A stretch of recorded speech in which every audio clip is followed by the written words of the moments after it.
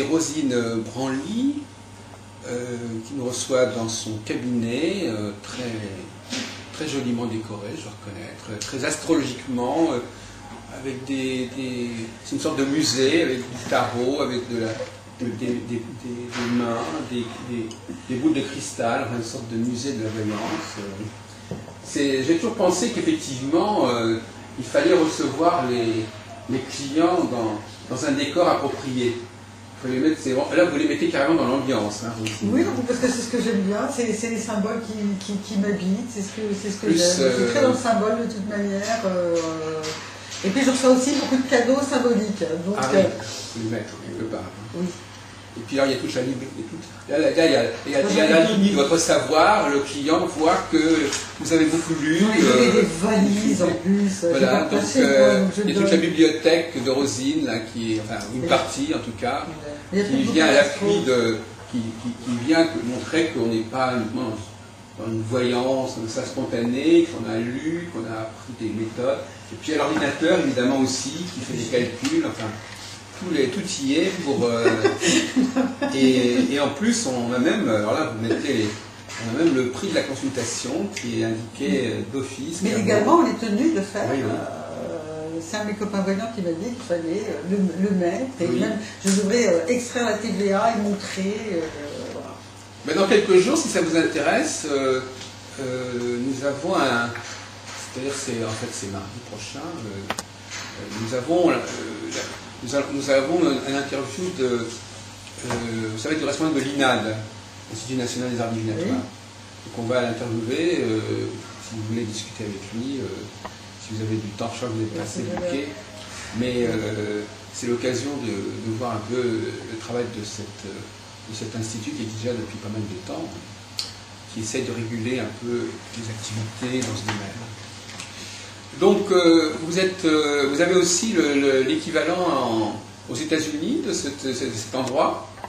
Non, alors j'ai une chance folle aux États-Unis, c'est que j'ai des gens que j'aime beaucoup, qui ont des belles maisons, de l'espace, et en fait, voilà, j'ai envie d'aller à Washington, j'envoie 2-3 emails, et à ce moment-là, hop, et ça se sait, c'est comme une traînée de poudre, et hop, je reçois des emails, le téléphone sonne, et ça se remplit magnifiquement. J'ai à Washington, j'ai Seattle.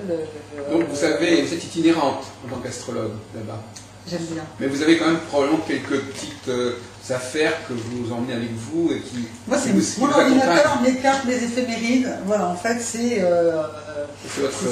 mon matériel. En fait, ça tient dans un petit sac de voyage. Et là, je suis opérationnelle pour travailler n'importe où. Donc c'est moins spectaculaire qu'ici, en fait, au niveau du décor. Ouais, mais il faut s'adapter, il faut changer. Parce que je mets forcément un petit tissu violet, je mets mes cartes, je ne veux pas qu'on les touche et tout ça. Bon, alors moi, tout le côté rituel, sacralisé, non, pas ça. Il faut être plus libre que ça. Non. Alors, qu'est-ce qui vous a donné envie, ou qu'est-ce qui vous a donné l'occasion de vous exporter? Moi, j'ai toujours aimé voyager. Je suis toujours partie. Moi, quelques mois avant mon bac, je me suis sauvée à San Francisco, en Californie. J'y allais pour 2-3 mois, j'y suis restée 1 an et demi. Et c'est là, en fait, que tout a commencé, que tout a commencé à se déterminer. Moi, j'étais déjà dans une recherche, je faisais du yoga, j'étais végétarienne, je ne fumais pas. Donc, j'étais déjà dans un trip un peu intense, un peu mystique. Et puis, je suis arrivée en Californie. Quand même en 71 à San Francisco, c'était l'endroit où il fallait être, il se passait plein de choses. Je veux dire, on faisait de la méditation partout, dans tous les temples. Et à ce moment-là, je faisais encore pas d'astrologie, mais c'est exactement ce qui m'a amené vers l'astrologie. Après, je suis même l'astrologie et l'Amérique, c'est venu en même temps presque. C'est pour ça que pour moi, c'est toujours lié. Et puis, et en fait, j'ai eu la chance, moi, très très jeune, d'avoir des rencontres avec des gens. Pour moi, ça a été comme des cadeaux. Bon, je ne peux pas dire des maîtres, mais des gens qui ont ouvert des portes. Et je me suis dit, ah, tiens, c'est bien, ça m'intéresse, allez, je vais étudier. Et puis, oh, tiens, il y a ça. Vous avez fait partie de l'itinéraire. Vous êtes tellement été long pour moi que... Moi, je suis quelqu'un de plus... Bon, moi, c'est un petit peu le côté juste tunisien, c'est ma grand-mère qui tournait le sel, c'est aussi... c'est les voyances depuis toujours. Et en fait, l'astro, très souvent, je la prends, je regarde, boum.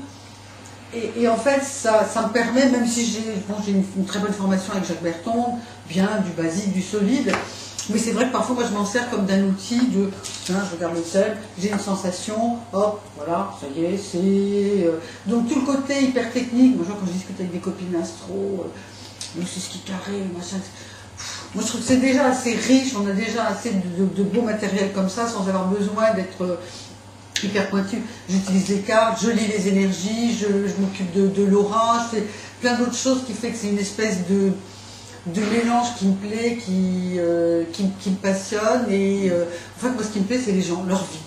Voilà, je suis dedans à fond. C'est pour ça qu'après, j'écris des bouquins sur l'amour, les relations, parce que c'est la suite logique. Vos livres, c'est... Qu'est-ce que vous avez publié qu'on fasse le point? Alors, qu'est-ce que j'ai publié? J'ai publié un bouquin qui s'appelle « T'as pas quelqu'un à me présenter », qui était un manuel de séduction en disant pourquoi maintenant, dès qu'il y a des bonnes planètes de rencontres, ben ouais, il y a rencontres, mais derrière, il y a rien. Parfois, c'est des rencontres volatiles, c'est des rencontres ambivalentes. On se plaît, on se jette, parce que de toute manière, il peut y avoir une autre rencontre. Donc, il y a tout un côté banalisé, puis le fait que les relations hommes-femmes ont énormément changé. Ou maintenant, bon, une femme qui veut rencontrer un homme, elle a peut-être un petit peu intérêt à se prendre en charge. Je me suis dit, bon, ben, moi j'ai envie de témoigner sur ce sujet.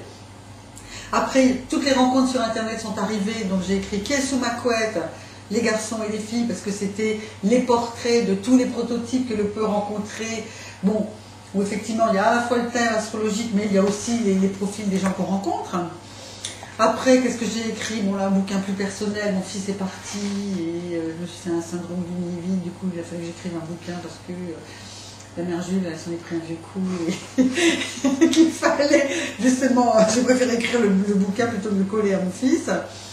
Et puis après, c'est sans arrêt des réflexions. Le dernier, c'était Les femmes ont-elles encore besoin des hommes? Là, j'ai traduit aussi un livre sur un manuel de rupture. Là, je suis en train d'en finir un sur l'homme ambivalent, justement, ces hommes qui rentrent dans votre vie, on dit ça y est, c'est merveilleux, c'est bien, etc. Et puis l'homme disparaît, et les femmes ne comprennent pas. Et donc là-dedans... Vous faites concurrence à John Gray. Les hommes viennent de Mars et les femmes viennent de Vénus. Oui, mais je trouve qu'il est ennuyeux, j'arrive même pas à lire ses bouquins jusqu'au bout. Je lis quelques chapitres, 3 lignes, et... Pourtant, c'est un beau titre pour un astrologue. Magnifique. Alors là, franchement, je trouve que oui, il a un beau titre. Mais le contenu, Gray, il est un peu, il est casse-pied. Il a un côté besogneux dans son bouquin, qui n'est même pas forcément, enfin dans ses bouquins. Oui, parce qu'il a décliné tout formidablement.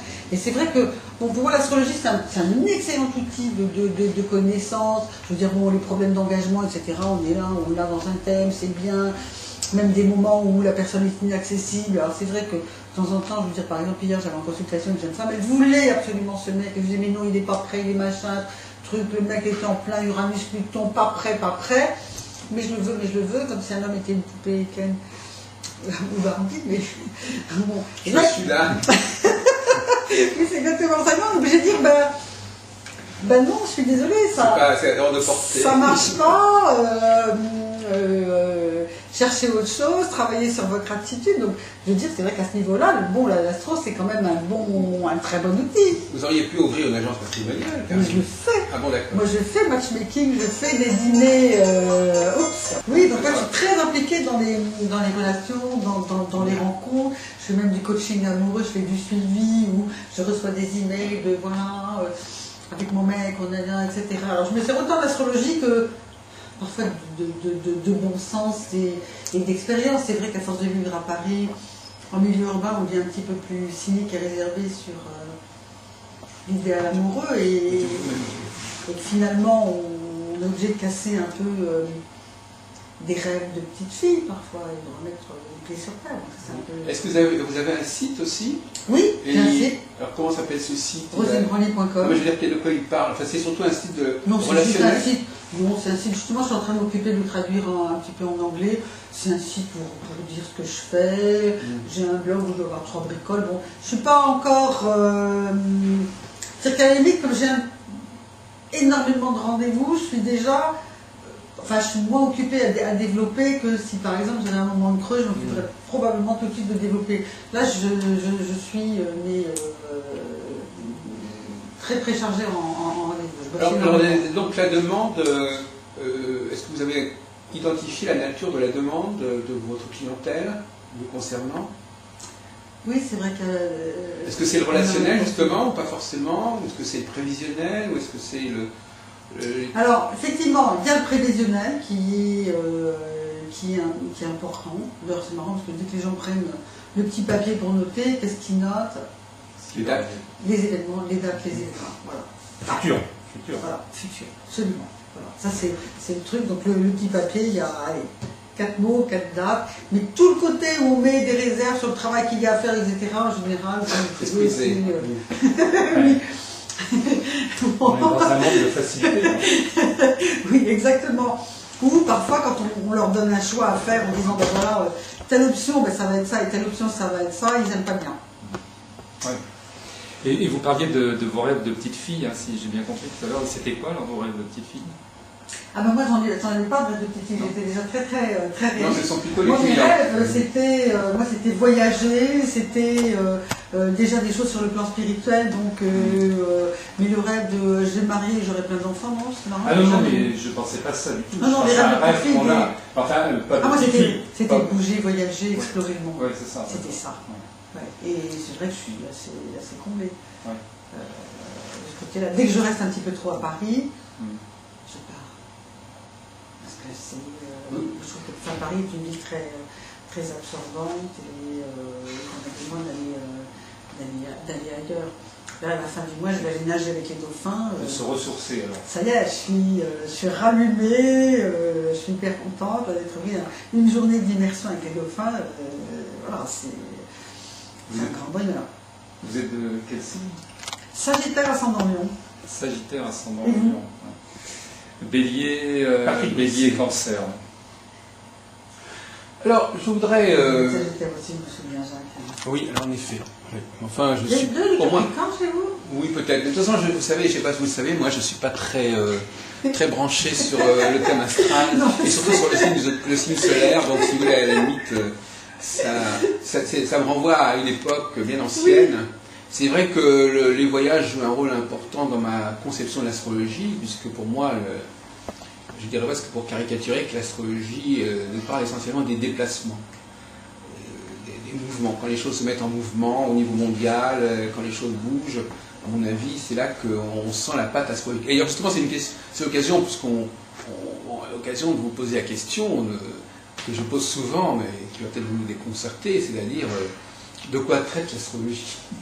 C'est-à-dire, si on vous demande de quoi elle s'occupe, pas comment elle s'en occupe, parce qu'on sait qu'évidemment, elle s'occupe du monde à travers les astres, mais quels sont les domaines, quelles sont les situations, quels sont les types d'événements qui sont plus spécialement du ressort de l'astrologie? Est-ce que ça vous inspire, cette question? Moi, je suis tellement dans la vie des gens, je veux dire, à ce moment-là, j'ai un côté... C'est dans le total. Très, oui, mais peut-être avec un côté plus féminin, plus intuitif. Moi, c'est la vie des gens, c'est les prendre, c'est les accompagner dans une démarche oui. pour les aider à s'accomplir. Et ça peut prendre des années, hein. J'ai des gens, ça fait oui. 15 ans, 20 ans, 30 ans. Voilà. Mais tout le côté, effectivement, bien sûr, on est obligé de constater, là, en ce moment, bon, il y a l'entrée de Pluton en Capricorne, la vraie entrée de Pluton en Capricorne, ça fait quand même énormément bouger des choses. On parle déjà d'austérité, de développement durable. Bon, il y a des grands thèmes qui émergent, qui sont vraiment liés à Pluton en Capricorne. Bon, ok, ça fait réagir. Le Neptune en Verseau, tout le tissage de la toile du web, Internet, etc. Ben oui, ça a du sens. Il y a un écho du collectif sur l'individuel. Mais effectivement, moi c'est vrai que je m'avais posé aussi la question dans une émission, en disant bah, machin, tel pays, tel truc, etc. Je suis pas bonne là-dedans, c'est pas que ça m'intéresse pas, je suis pas bonne, c'est des outils où, je sais pas, il faudrait peut-être que je prenne un petit peu le temps, où je trouve le temps de m'isoler et de pouvoir étudier ça. Je n'ai pas le temps. Alors posons le problème autrement, à quoi sert l'astrologie? Moi, pour moi, ça sert à aider les autres. Ça sert à les porter vers leur meilleur, ça sert à les projeter, c'est un antidépresseur, c'est un coup de vitamine dans la tronche. Voilà, moi c'est mon interprétation et je reconnais tout à fait volontiers qu'elle vaut ce qu'elle vaut, mais pour moi elle est efficace. Alors, vous m'aviez dit au téléphone que la demande d'astrologie n'est quand même pas tout à fait la même des deux côtés de l'Atlantique.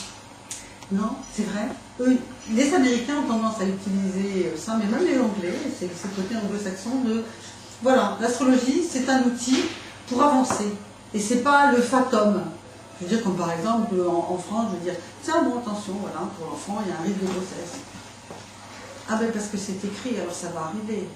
Non, je fais une mise en garde, là, justement, c'est peut-être pour s'en occuper, pour éviter... En Amérique, il y a un côté logique, évident, elle dit attention, il y a un risque et on va faire ce qu'il faut pour que ça n'arrive pas. Très pragmatique, et j'aime bien. Mais en plus, on peut aussi parler de développement personnel, d'efforts à faire. En France, vous parlez d'efforts à faire, on vous fait la tronche, c'est oh non, oh là là, au secours, mais j'ai pas envie. Vous pourriez pas me dire quelque chose qui arrive facilement quand j'ai rien à faire. Ok, donc on vous assure que ça va arriver, absolument. Oui, c'est ça. Et puis alors, bon, ben, annoncez-moi le loto et le prince charmant pendant qu'on y est, parce que... Et c'est tellement pas mon approche de vie que bon, là il y a des moments où oui, je suis déconcertée en me disant non, là je suis désolée, mais non, il faut bouger votre cul parce que c'est la vie et puis que c'est comme ça. Mais c'est un peu paradoxal ce que quand vous je dites. parle de la joie de l'effort. En fait, c'est la différence, c'est la détermination. Enfin, oui, c'est ça, le côté comment c'est pas la détermination, si, il y a un côté, oui, c'est ça. Alors, ils reprennent, il y a une envie de prendre son libre, une envie d'agir, ouais. Ouais. Alors que les Américains, oui, vont bouger, et les Français vont être plus déterminés, quoi. Enfin, déterminés, c'est pas ça, je veux dire. Les choses sont déterminées à l'avance. Fataliste. Fataliste. Oui, fataliste. Et latine. Ouais, peut-être. Mais paradoxalement, quand on vous voit notamment avec les cartes du tarot, le tarot c'est identifié justement à l'idée qu'on... Je voudrais vous poser une question peut-être complémentaire, c'est-à-dire que le tarot c'est quoi le tarot? Alors c'est quoi ça permet de savoir quoi? On a l'impression que le tarot justement ça permet d'aller plus loin dans la précision, dans la certitude de les choses. Donc finalement, quelque part...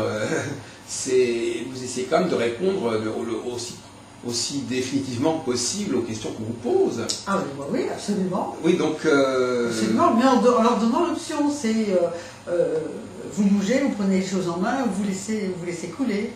Voilà. Et comme ça peut être un peu cool. Hier, j'avais un de mes clients qui est venu me voir il y a 3 mois, il me dit tiens, un contrôle fiscal. Tout 15 jours après, il m'appelle, ça y est, il me tombe dessus, etc. Je lui ai dit, mais non, mais t'inquiète pas, tout va aller bien. Puis hier, il me dit, ah tiens, ça y est, c'est fini ton contrôle fiscal. Il me dit, bah oui, ils sont venus, ils ont exploré, ils n'ont rien trouvé. Et il me dit, et j'allais bien, et j'étais tranquille, parce que tu m'avais dit que ça se passerait bien. La preuve, c'est liquide. Oui. Donc du coup, lui, il a une approche... Il n'a rien fait pour que ça aille bien, en fin de compte. Il était serein, oui. Il ne s'est pas comporté comme un coupable qui avait des choses ça va peut-être énerver les contrôleurs. Bon, il a sorti tous les papiers, voilà, c'est ça, c'est bien, et c'est fait, et c'est passé. Et lui, qui est quelqu'un d'assez compliqué, très angoissé, bon, là, il était serein, ça l'a aidé à passer le cap. Voilà. Moi, c'est mon approche, c'est une approche de soutien thérapeutique, oui. Et... voilà. En revanche, si je lui avais dit effectivement, attention, il y a des merdes, prépare-toi, je sais qu'il lui, il l'aurait fait. Il aurait anticipé sur, sur les choses qu'il avait. Les dégâts. Exactement. Oui, parce que c'est aussi l'approche que j'ai, c'est est-ce qu'on peut limiter les dégâts? Bon, en amour, j'ai bien compris, il n'y a rien à faire. L'histoire, elle est pourrie, elles y vont quand même. Les femmes. Ah oui, d'accord. Je leur fais les mises en garde, et ça va être affreux, vous allez souffrir, n'y allez pas, ils vous utilisent, ils vous baisent, ils vous jettent. Elles y vont quand même. Les hommes, ils sont plus rationnels, ils font gaffe à la souffrance, ils se protègent mieux. Oui. Alors que les femmes, non. L'art des mises en garde ne sert à rien. Quel que soit l'âge? Dramatiquement, oui. Dramatiquement. Bon, j'ai pas de clients de 16 ans. Non, oui, non. 18, 20, mais. Non, je parlais plutôt. Même 50, oui, 60. Voilà. Oui, il y a un. L'expérience ne sert pas. Et si je fais ça, et peut-être que, mais non. Mais pourquoi pas? Pourquoi est-ce qu'on ne pourrait pas espérer que... Mais de temps en temps, j'en ai bien entendu, mais c'est pas avec moi que vous négociez, ni avec le ciel, hein, c'est... Avec un homme, oui. Ou avec vous-même, ouais. C'est plutôt vous parlez des femmes, c'est plutôt des femmes que vous avez? Oui. Alors, les femmes, effectivement, il y a une espèce de suivi, on va beaucoup plus travailler sur le relationnel. J'ai des hommes quand même. Les hommes, c'est sympa, on travaille le boulot, on est sur du relationnel, pratique, concret. Voilà, j'ai une équipe, j'ai machin, comment ça se passe, j'ai des projets de boulot. Voilà, ils ont une approche plus logique, plus pragmatique, qui finalement psychologiquement est plus confortable. Enfin pour moi, c'est moins boulot. Alors, est-ce que, parce que voyez-vous, moi je m'intéresse beaucoup à la question de la différence entre les hommes et les femmes, et je pense qu'un astrologue qui n'a pas réfléchi sur cette question-là, il est quand même handicapé. Hein, parce que l'astrologie, qu'est-ce qu'elle dit sur les hommes et les femmes? Elle n'en dit pas grand-chose. C'est vrai. C'est vrai. Il faut apporter par ailleurs, parce que si on s'en tient à ce que dit la tradition, c'est très schématique, et pas forcément. Donc, on est vraiment obligé de voir. Bon, moi, comme j'ai l'approche intuitive, le ressenti, qui me facilite quand même énormément les choses, jamais je ne peux aborder le thème d'un homme de la même manière que le thème d'une femme. C'est pas possible, c'est pas la même démarche, c'est pas les mêmes schémas mentaux. Oui, on est obligé de le constater. Oui, mais enfin, est-ce que vous n'êtes pas, par exemple, en tant que femme, est-ce que vous n'avez pas tendance à voir les choses en tant que femme, justement, et à conseiller, avoir des valeurs qui sont plutôt les valeurs féminines et donc des priorités? Enfin, je veux dire, est-ce qu'on peut faire abstraction de ce à quoi on appartient? Oui. Non, moi je suis très mec dans la tête aussi. Je suis très animée, il n'y a pas de problème de ce côté-là. Donc effectivement, justement, la démarche masculine, je la comprends bien, je la conçois. Et même justement, parfois je peux être un petit peu agacée par le côté trop animat des femmes et le gna-gna, etc. Je les accompagne, je les materne. À ce moment-là, c'est la mère en moi qui parle, mais... Ça serait peut-être l'occasion, je ne sais pas si vous en avez l'énergie, ça serait peut-être l'occasion pour nos spectateurs que vous fassiez un petit peu un briefing sur cette question de ce qu'il faut savoir des hommes et des femmes pour bien mener la consultation astrologique. Ah oui. Quelques tuyaux ou quelques erreurs à ne pas commettre, parce que c'est souvent un problème qui n'est pas abordé, alors comme vous avez quand même publié pas mal sur ce sujet. Soit astrologiquement, soit pas astrologiquement. Oui, pas astrologiquement d'ailleurs. Mais justement, je ne dis pas que la question de l'homme et de la femme soit astrologique, mais elle est nécessaire pour, quelque part, donner des conseils. Oui, c'est vrai. Alors vous faites ça peut-être instinctivement, mais oui, c'est ça. Vous pourriez peut-être quand même essayer d'un petit peu plus formaliser. Bonne question. Oui, non, très bonne question. Merci de l'avoir posée. Non, effectivement, il faudrait que j'arrive à le poser. Je ne me l'étais pas formulé, mais pourquoi pas. Mais alors, qu'est-ce que vous avez c'est jamais pareil. C'est vrai que un homme, déjà, toute la partie du comportement, moi je m'approfondis du tempérament, j'approfondis moins chez l'homme. D'abord, il se connaît moins, puis ça ne l'intéresse pas. Donc déjà, une femme, on peut lui parler de ce qu'elle est, comment elle réagit pendant un certain temps. L'homme, il faut aller sur les trucs essentiels bon voilà, là il y a un problème, il y a à travailler, il peut ou il ne peut pas, là il y a ça, pouf, allez, mais on ne va pas non plus parler sans arrêt. Moi là, en consultation, je suis très rapidement pratique. C'est-à-dire que, bon, quels sont les domaines sur lesquels il veut bosser? En général, c'est le travail. Travail, argent, possession, organisation, relations de boulot, relations personnelles, enfants, carrière. Voilà. Carrière. Bon, s'il aime bien me voir pour une relation, pour les relations amoureuses, parce qu'il a une femme, une maîtresse, qu'il n'arrive pas à gérer, que c'est compliqué pour lui, voilà. Et encore, on va en parler. Moi, je dirais, les gens qui viennent chez moi, ça dure 1h30. Allez, à ce moment-là, on va parler quoi? 20 bonnes minutes de la relation, des relations problématiques, mais on ne va pas s'apesantir, on ne va pas faire toute la consultation sur le sujet, amoureux. Une femme, oui, ça peut même durer 2 heures. Comment on meuble comment est-ce qu'on meuble les 2 heures alors? De quoi on parle? Alors avec les femmes, alors ça c'est très féminin. Logiquement, ou alors c'est la personne qui veut tout simplement parler de son cas. C'est ça, c'est qu'on passe du thème de la personne à l'autre. Alors elle veut effectivement développer tout le caractère de l'homme. Donc effectivement, et avec une femme, non, vous inquiétez pas, 1h30, 2 heures, c'est meublé aisément. Elles viennent avec le thème de la personne. Non, elles ont toujours, les femmes elles sont étonnantes. Hein. Elles arrivent à avoir les dates, leur Oui, naissance, de l'amant, du Jules. Bon, maintenant en plus les rencontres sur internet, elles ont au moins les dates de naissance, donc on a déjà une petite base. Alors elles arrivent avec la photo, le dossier, la date de naissance de Barbu 31 ou. Oui, parce que maintenant elles font des castings. Alors ça c'est quelque chose que je n'avais pas il y a 4-5 ans, mais elles arrivent avec la pile de quel va être le bon. Ah oui, d'accord. Il faut prendre carrément un pendule. C'est voilà, alors on a la date de naissance. Ça devient grave. Et on analyse. Oui, moi ça me touche beaucoup cette détresse, parce que je trouve que les femmes d'aujourd'hui ont du mal à être équipées sentimentalement, particulièrement dans toute cette génération, la 74, 15, là, toutes celles qui ont Uranus, Pluton en Balance, justement. Tout ce qui est le travail de couple, elles en bavent, elles ont des demandes un petit peu incohérentes, et les garçons, ils ont tous des problèmes d'engagement. Oui. Donc...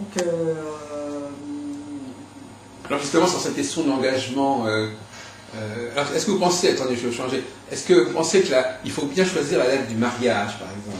Absolument, mon fils se marie demain, et croyez-moi, c'est jour, date et heure, et c'est un vendredi, c'est fait exprès, ça n'a pas été choisi par hasard du tout.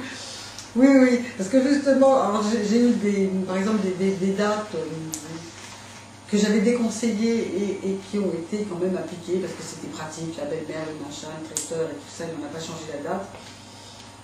Ça n'a pas donné Il grand-chose. y a eu les divorces après.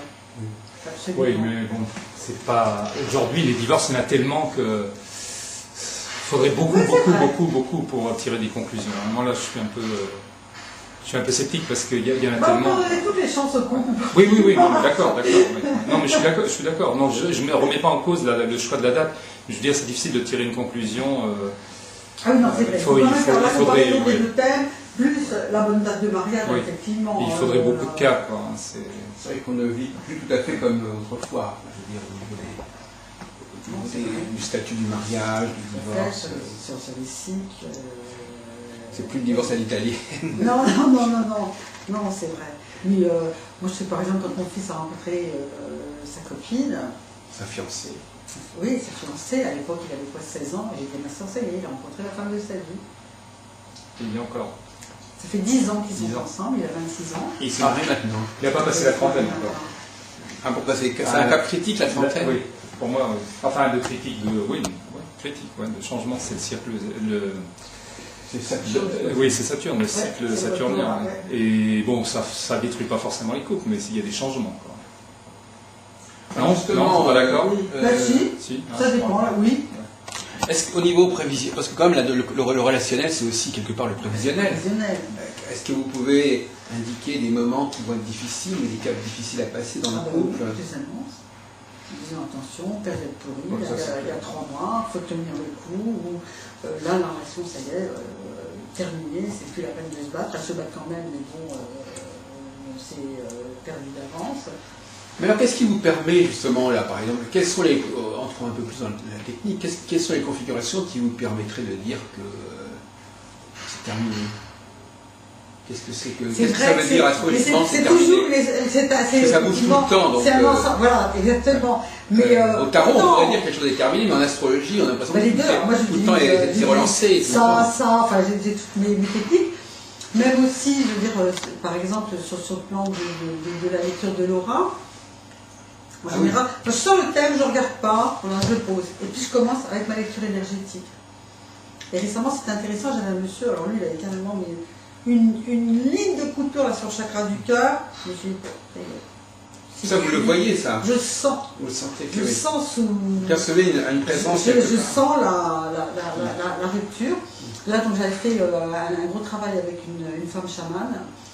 Et au début, je la voyais, je me disais, oh, bah, tiens, on lisse l'aura et tout. Bon, moi, j'ai fait du Reiki, ça m'avait pas...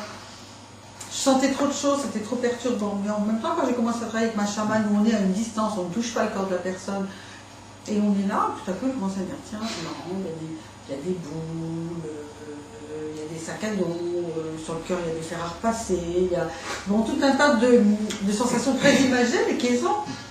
Exact. Et petit à petit, je développe mon truc. Ça fait quoi? Ça fait en 99 que j'ai commencé à travailler sur le sujet. 9 ans. 9 ans. Et effectivement, ça s'affine. Le jour justement, je suis restée en suspens devant une femme sans hanche. Je dis, tiens, c'est bizarre. Et je cherche, je dis, vous avez un problème gynéco, vous avez un problème de ventre. Effectivement, elle avait une poche. Bien planquée d'ailleurs, sur sa jupe, moi je voyais rien. Enfin, et elle avait une poche. Oui, il y avait un problème de Hernie. Non, elle a eu un cancer, et donc, un cancer de l'intestin, on l'a coupé, donc elle avait une poche. Voilà. Et là, pouf, je suis restée en suspens, mais en disant même, elle fait un gros vide énergétique. Ah bah oui, un gros vide énergétique. Et en plus, elle me l'a dit qu'à la fin, la coquine, hein, ça m'aurait aidé au début. Mais la fente que vous voyez là au niveau du sur la qu'est-ce que séparation. c'était quoi alors finalement? Il était en pleine rupture. Ah. C'était un homme en même temps en déni de rupture. L'histoire était finie et il ne voulait pas accepter la rupture. Et l'histoire était terminée. C'est-à-dire, énergétiquement, son énergie savait déjà que l'histoire était terminée. Oui, justement, c'était la question que vous posez. Comment sait-on que c'est terminé? Astrologiquement ou autrement, parce que par d'autres moyens vous puissiez le savoir. Oui, c'est autre oui. chose.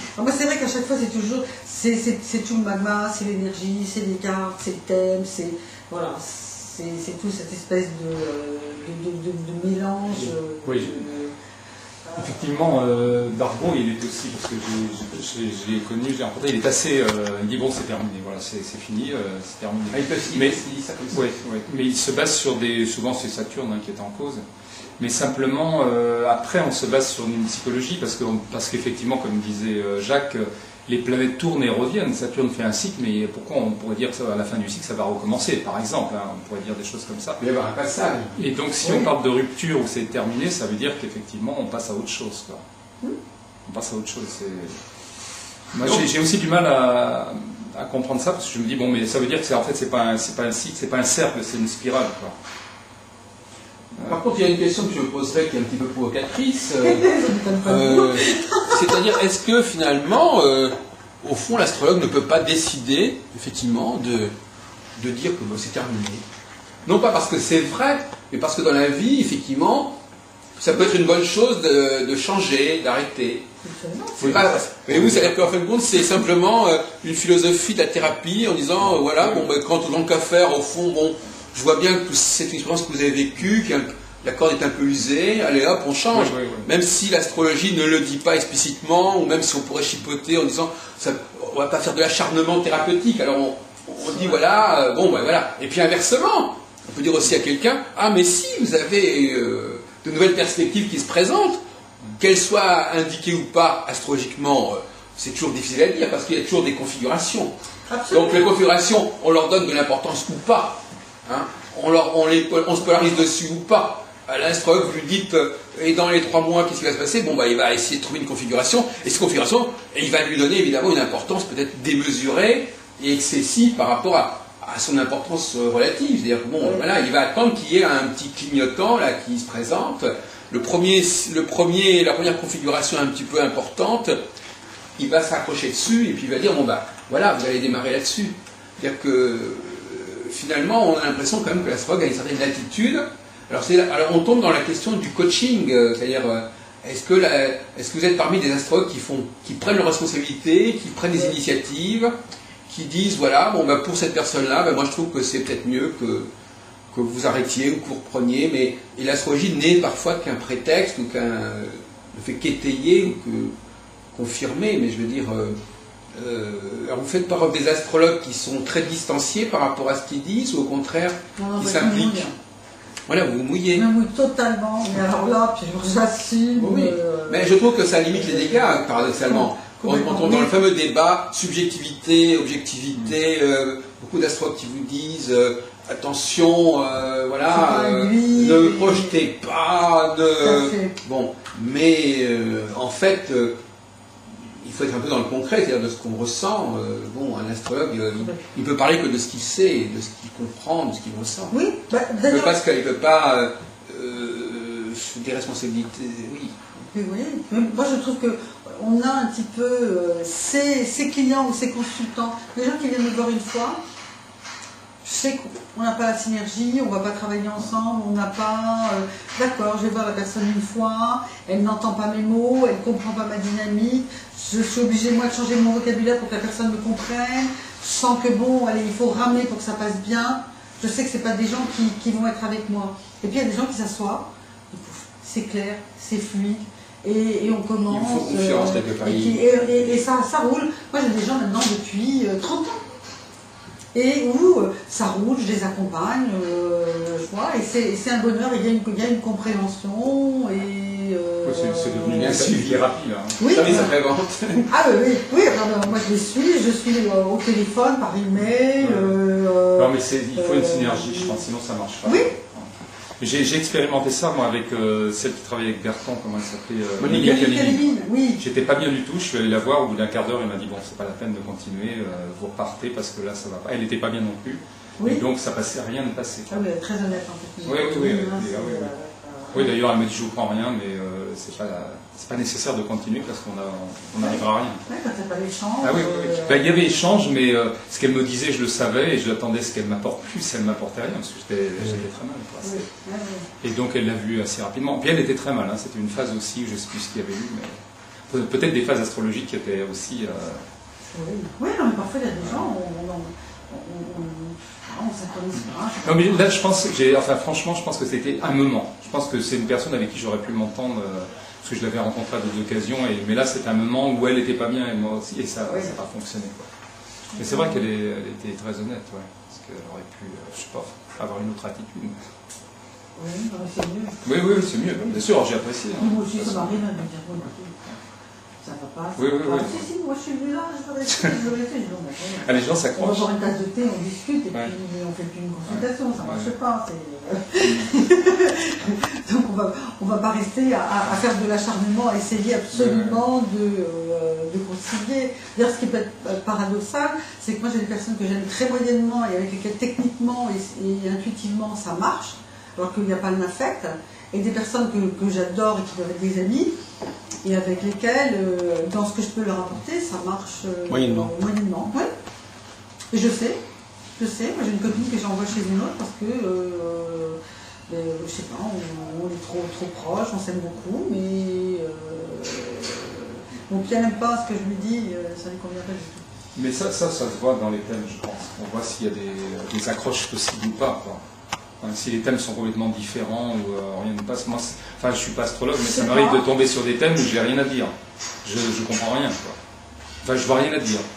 Et puis d'autres où tout de suite, je sais ce qu'il y a à dire. Enfin, je vois, je ne dis pas que c'est juste forcément, mais ça me parle, quoi. Et je suis pas, j'ai pas une expérience de votre expérience ni rien, mais le peu que j'ai, je me suis aperçu de ça, quoi. Et puis, les gens s'en aperçoivent vite aussi, quoi. C'est juste comme ça, c'est pas pour, je fais pas payer, c'est juste entre amis plutôt, ou entre personnes qu'on rencontre. Tiens, tu me ferais mon thème. Ah, tu connais l'astrologie, tu fais mon thème. Ça, Il y a une grosse demande, oui. Oui. Même dans les dîners où on va, quand on vous coince pour il vaut je mieux. suis taureau né en 48, qu'est-ce que t'en penses? Je sais pas, moi je bois mon champagne, alors je vois rien du tout sur le moment, mais après le champagne, on verra. Il y a un côté de temps en temps un peu distributeur automatique de réconfort ou de dynamisme. Alors qu'est-ce que vous pensez de cette fameuse synastrie, vous savez, cette façon de voir si les thèmes coïncident, s'il y a des aspects entre les deux, si tel degré de la Lune correspond bien au degré du Soleil, enfin des choses comme ça. Cette mathématique de l'amour, en fin de compte.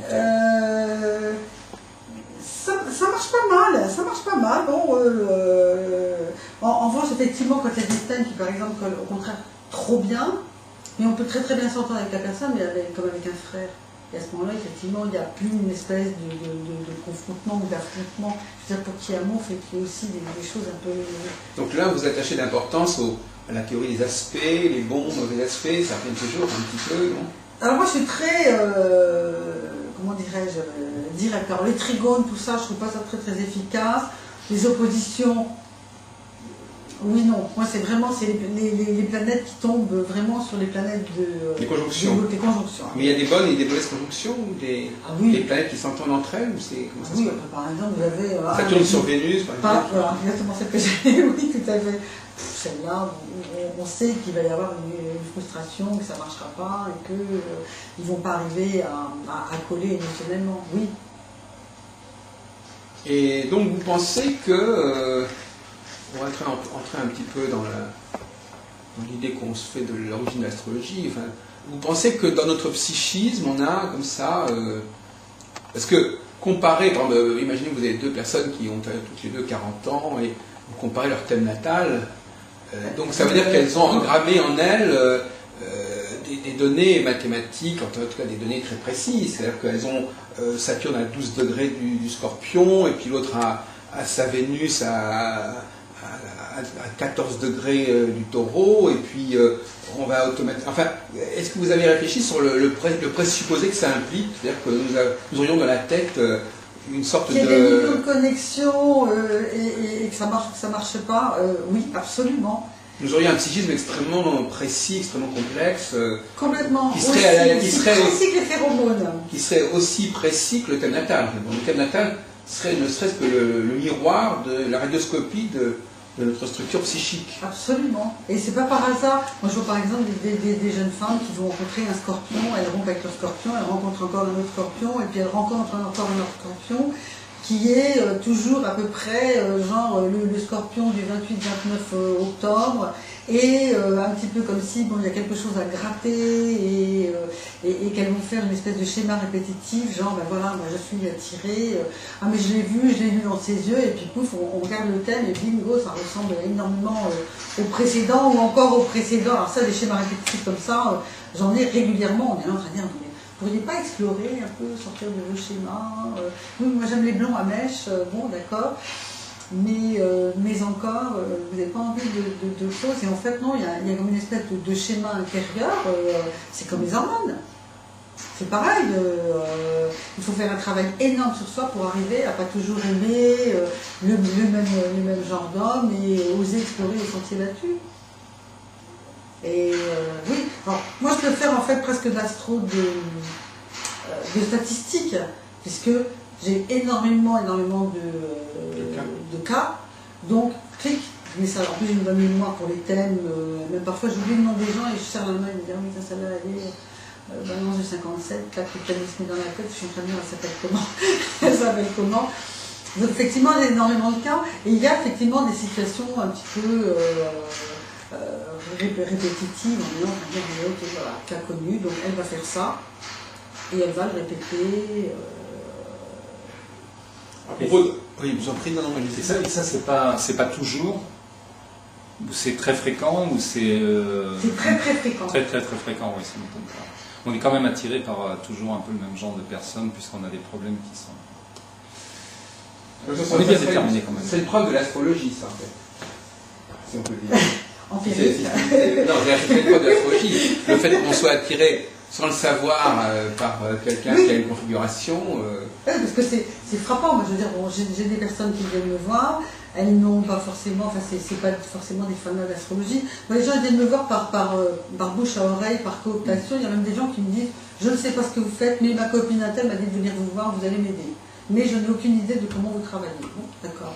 Et effectivement, et c'est au fur et à mesure où on avance, et quand on demande les dates de naissance, ah tiens, etc. Donc des gens qui n'ont pas conscientisé le fait des rencontres. Donc c'est pas... parce qu'effectivement, maintenant, dans le coup classique, vous êtes à un dîner, vous dites que vous êtes scorpion, voilà. Tout le monde dit quelle horreur. Non, mais il y a des gens qui rencontrent, ils vont choisir leur partenaire par rapport justement à leur données astrales. En ce moment-là, effectivement, ça fausse le jeu. Oui, bah regardez comment il s'appelait, là, le lion de publicisme, il ne voulait jamais travailler avec des scorpions. Si vous étiez lion, il vous embauchait. Si vous étiez scorpion, il ne voulait pas. Le Stein Blanchet Oui, je sais plus où j'ai lu ça, il y avait non, moi, je ne travaille absolument pas avec des scorpions. Le Stein Blanchet, c'est lui qui a écrit le Stein 6. Oui, d'accord. Oui. Lui, il aimait que les lions. C'est le Stein Blanchet. Parce qu'il l'était, donc ben voilà, je nourris mon ego à travers les autres, bon, bien, il était vraiment dans sa dynamique. Mais lui, c'était conscient. Mais il y a énormément de gens qui n'ont pas conscience de ça et qui retombent toujours sur les mêmes schémas. Ou parfois, en ce moment, c'est assez drôle, je vois des femmes qui ont tendance, ou alors elles ne sont fertiles qu'à un certain moment de l'année, mais elles vont faire 4 enfants qui sont nés entre le 9 et le 12 avril. Donc un bélier, Ah oui, 2,66, un bélier, 2,68, et un bélier, là on attend 3 ans, mais non, ça fait rien, on est encore dans la phase mi-avril. Donc là, ça nous fait toute une dynamique familiale en plus. Et ça, c'est assez intéressant, je trouve. Elle était quoi, cette femme de signe? Qu'est-ce qu'elle était? Eh bien justement, elle n'avait rien en bélier. Elle n'avait rien en bélier. Et alors, il y avait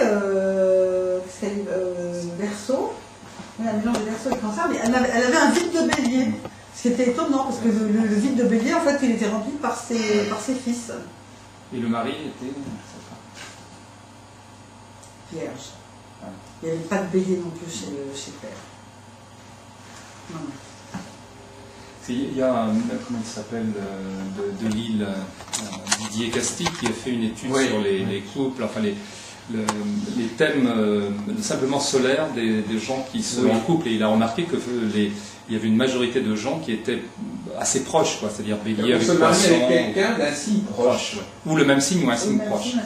Statistiquement, ça ressortait. Comme quelqu'un qui est Sagittaire, il va se marier avec soit un Sagittaire, soit un Scorpion, soit un Capricorne. Oui, c'est vrai, j'ai constaté. C'est assez effectivement, amusant. moi je pensais plutôt, c'était parce que très souvent, si on est Sagittaire, on a du Scorpion, du Capricorne en général, donc on va chez le voisin, parce qu'on peut avoir la Vénus de l'un dans le signe du voisin, donc on va rencontrer le soleil de l'autre, donc il y a effectivement il y a une compatibilité, mais effectivement, du coup, on a une fréquence plus importante. Ah oui. Ah oui, au niveau de couple, couple longue durée. Alors je me suis demandé à la suite de ça si au niveau des enfants, je pensais dans ma famille carrément, où il y a 3 béliers, et ma mère est poisson et mon père est taureau, donc le bélier est entre les deux. Après, et il y a quand même 3 béliers sur 6. C'est bon, je sais pas si c'est significatif, mais c'est quand même surprenant. Enfin, la grande mode, c'est effectivement la généalogie, la psychogénéalogie. Catherine Gestas, Martine Barbeau, qui travaillent sur les filiations.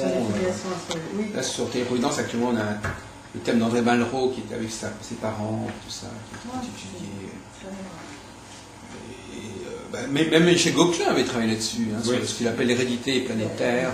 Lui, c'était même Chouinard, vous êtes un des grands. Sur les signes dominants, sur les planètes dominantes. La planète à l'ascendant. Non, c'est vrai, tout à fait. Moi, même dans ma famille, tout le monde a plus ou moins des planètes en Verseau, et ma mère est Taureau, mon père est Verseau, ma soeur est née le même jour que mon père. Moi, j'ai 4 planètes en Verseau, on a tous, et du Sagittaire quasiment dans tout le monde. Alors, moi, j'ai remarqué aux États-Unis, puisque vous connaissez un peu les États-Unis, j'ai remarqué que les astrologues américains étaient peut-être plus, quand ils se rencontraient, vous savez, dans les colloques, etc., ils demandent votre thème, quel est votre thème. Bon, enfin, je pense qu'en France, c'est moins courant, cette façon de... Ah oui. C'est moins facile, c'est pas automatique de savoir votre thème, où est-ce que votre Vénus, enfin ça fait un petit peu plan-plan comme ça. Enfin en France ça fait un petit peu accro. Alors qu'aux États-Unis c'est peut-être plus banal. Vous discutez avec quelqu'un qui vous dit oui, moi ma lune en Sagittaire c'est machin, mon ascendant, mon Mercure, ma Vénus. Ce qui est logique. Et qui ne sont même pas, effectivement, qui ne sont pas forcément astrologues, mais ils connaissent très très bien leur planète. C'est peut-être parce que les Français ont peur de se faire découvrir, peut-être, en donnant sa date de naissance, son thème. Il y en a qui n'aiment pas donner leur date de naissance. Je pense que c'est ça. Oui. Il y avait même l'autre jour, à un mot, on a interviewé un type qui nous a dit moi je donne pas mon thème de naissance parce qu'on pourrait faire des opérations sur moi, des opérations magiques carrément. Ah oui, voilà, moi j'avais failli penser. J'ai changé de place parce qu'il y a un faux. Pourquoi il y a 4 jours une espèce d'aisance avec je suis tel signe, tel ascendant, telle année. Ils ont une connaissance de ce qu'ils sont et une fierté. Et puis pas cette espèce de peur de voilà, on regarde, ils ne sont pas parano avec. Et c'est pas honteux ou c'est pas considéré comme être bête ou crédule ou naïf de s'intéresser à l'astrologie. Non, c'est un outil de recherche personnelle, il y a une espèce de. Je veux dire, ils sont quand même vachement plus ouverts sur le développement personnel. L'astrologie en fait partie, voilà. Oui, chez les Français, il y a une crainte, pas une peur, mais une crainte de se faire découvrir. Les Américains sont plus spontanés, hein, ça c'est clair. Et donc tout part de là, hein. On va dire facilement le salaire, etc. Donc on peut facilement dire qui on est. Un Français est peut-être plus réservé, qu'est-ce qu'il va penser de moi, etc. Enfin, je pense que ça vient de là. Non, mais il y a un problème plus grave qui est justement, je vous pose la question. Au fond, il n'y a pas de groupe de gens qui vivent l'astrologie. Si vous voulez. Les astrologues, ils font leur métier, ils ont leurs élèves, mais je veux dire qu'il n'y a pas de secte astrologique qui vivrait selon un certain nombre de règles astrologiques, qui vivrait au rythme d'un certain nombre de cycles astrologiques. On a l'impression que c'est quand même toujours réservé à des moments particuliers, à des lieux particuliers, et paradoxalement, souvent réservé à des gens qui ne connaissent pas l'astrologie. C'est l'astrologue qui fait de l'astrologie, qui enseigne l'astrologie, à quelqu'un qui ne la connaît pas. Mais entre astrologues, on pourrait dire que d'une manière générale, entre astrologues, les astrologues n'ont pas grand-chose à se dire. Déjà, il y a les colloques, on essaie de les faire communiquer, mais souvent, c'est souvent des monologues juxtaposés. Mais moi, je suis bien placé pour savoir que c'est tout un art de savoir faire communiquer les astrologues entre eux. Non seulement autour de l'astrologie, mais par l'astrologie. C'est-à-dire, finalement, là, je crois qu'il y a un point aveugle, c'est-à-dire que on a l'impression que c'est un produit d'exportation pour le milieu astrologique. C'est-à-dire que, vous savez, c'est comme dans des pays où on ne consomme pas certains produits, comme en Tunisie, je ne sais pas, par exemple, on pourrait exporter des produits qu'on ne consomme pas, mais pour l'extérieur, bon, ça va. Alors parce que finalement, quand on donne des cours d'astrologie ou qu'on consulte, on fait de l'exportation. Puisque au fond, on introduit l'astrologie à des gens qui sont extérieurs au milieu astrologique. Donc on leur exporte l'astrologie. Mais quand il s'agit en revanche de communication, on a l'impression que le milieu astrologique n'a pas... bon, ils peuvent s'entendre au niveau d'un certain savoir, mais un peu théorique, mais il n'y a pas une pratique commune, comme on pourrait appeler, moi je prends l'exemple des monastères, il n'y a pas de règles communes de vie, on ne fête même pas les équinoxes, je sais pas, il y a pas... j'ai l'impression que ça c'est quand même un point, ça montre bien quand même que moi j'encourage beaucoup actuellement à envisager des modes de vie astrologiques, c'est-à-dire que les gens... peut-être pas sur toute l'astrologie bien sûr, mais qu'ils aient des références, notamment au niveau cyclique, qui soient acceptées par tout le monde. Parce que là, chaque astrologue fait un peu sa petite cuisine, au fond. Il y a des chapelles incroyables, le nombre de gens qui ont leur technique, leur propre technique. Moi, depuis qu'il y a les listes astrologiques là, sur Internet, c'est terrible. On s'aperçoit que ça part dans tous les sens, effectivement, ce que tu dis est tout à fait juste, Jacques. La communication ne peut pas se faire. Comme si parce les astrologues sont individualistes. Voilà, chacun parle dans son truc, mais il n'y a pas de communication, effectivement. C'est très très difficile. Alors on va actuellement vers la formule des ce qu'on appelle le supercycle. C'est-à-dire qu'on puisse s'entendre sur certaines structures, quitte à ce que les autres problèmes, quitte à ce qu'on différencie à un certain niveau, mais que globalement, on ait quand même des choses en commun. Il y aurait une sorte de corps prévisionnel, parce que je crois quand même il y a un grand problème. Là, il peut y avoir des accords, c'est que parfois, voilà, alors il y a des courants, j'entends une copine astrologue, voilà, il va y avoir, c'était il y a quelques années, les Russes vont nous envahir. Moi, à l'époque, je disais, bah oui, ils vont nous envahir avec des appareils photo, de l'amérosine, t'es trop optimiste, toi, tu rêves. Bon, bah, les Russes, ils sont bien là.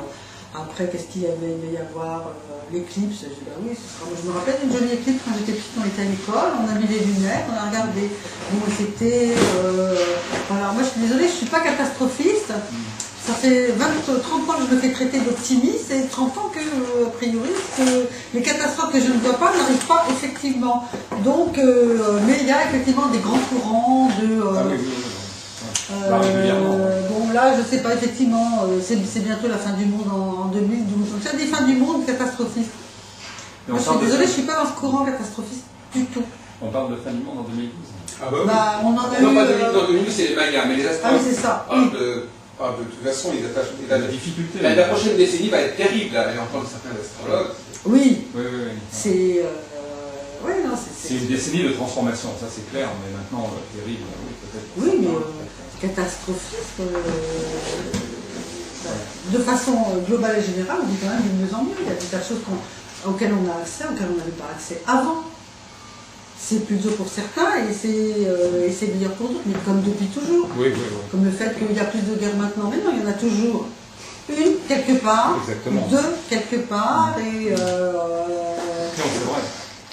et puis bon, les histoires de bouteille vide et de bouteille pleine, la moitié vide et la moitié pleine, ça change pas, hein, c'est toujours. Oui, alors justement, donc la discussion que nous avons actuellement entre un certain nombre d'astrologues, c'est de voir sur quoi on pourrait se mettre d'accord. Je ne parle pas des bases de l'astrologie, mais sur quel cycle majeur, pas trop large, mais sur quelle cyclicité intéressante on pourrait se mettre d'accord. Parce que si les astrologues faisaient déjà un travail, je veux dire, c'est un laboratoire, je veux dire, si les astrologues faisaient déjà un travail pour vivre l'astrologie, ensemble, ils pourraient peut-être produire de nouvelles notions. Enfin, en tout cas, ils pourraient décanter l'astrologie, parce que rien ne remplace une pratique collective de l'astrologie, quelque part. Alors, est-ce que vous avez envisagé un jour de... Quand Esquier vint à la Sorbonne, le scandale, la violence que ça a déclenché, bon, on ne brûle plus les sorcières, mais enfin... C'était son premier bouquin, c'est pas... Ne brûlez pas la sorcière. Ne brûlez pas la sorcière. Bon, mais on en est encore pas loin. Donc maintenant, c'est vrai, je vois quand je sors, on me regarde avec intérêt. Il y a des années, c'était mon pauvre petit, mais c'est pas un métier, ça, il vaut mieux. Mariez-vous, trouvez-vous un vrai boulot, mais donc les choses ont un petit peu changé, on a un petit peu de crédit, mais on revient quand même de siècles il fallait se planquer. En France particulièrement, il n'y en a pas sorti. Aux États-Unis, il n'y a pas d'historique, bon, peut-être un petit peu les sorcières de Salem, mais c'était une autre approche. Mais il n'y a pas tout un passé historique où il faut se planquer. Et du coup, bah, effectivement, on a du mal à s'associer. Moi, je sais que j'ai cessé d'aller à des rencontres d'astrologues parce que c'est toujours très théorique et très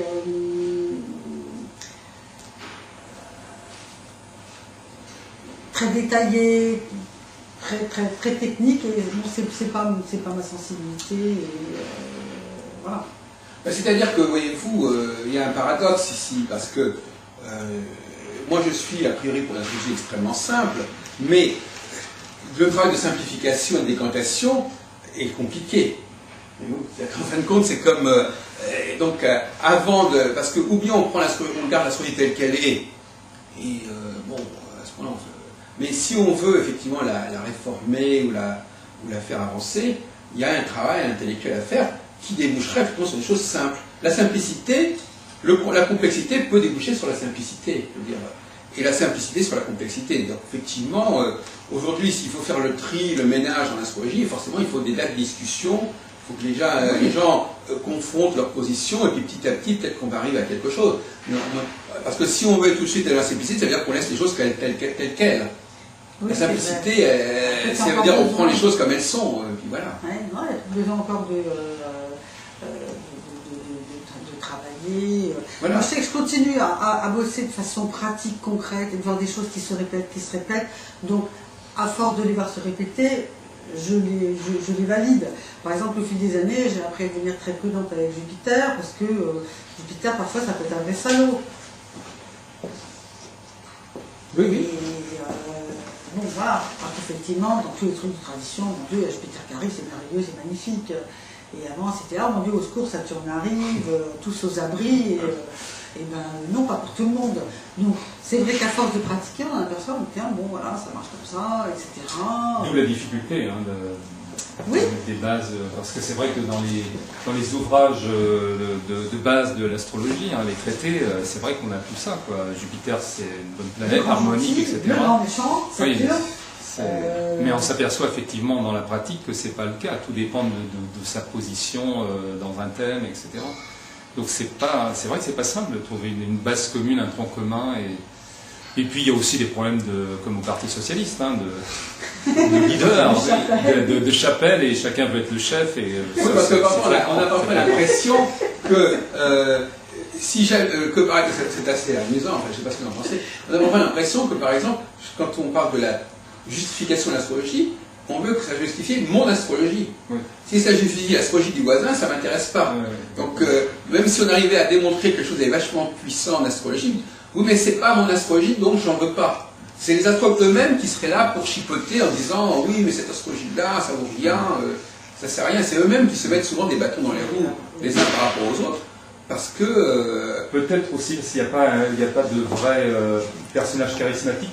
C'est peut-être pas une solution, mais il y a de moins en moins peut-être. Il y a eu des grands personnages comme Morane Villefranche par exemple, ou des choses comme ça. Aujourd'hui, on n'a peut-être pas. Il y a peut-être encore Barbeau, je ne sais pas. Moi, je ne connais pas suffisamment. Il y en a peut-être quelques autres, mais en tout cas, on les connaît pas beaucoup, quoi.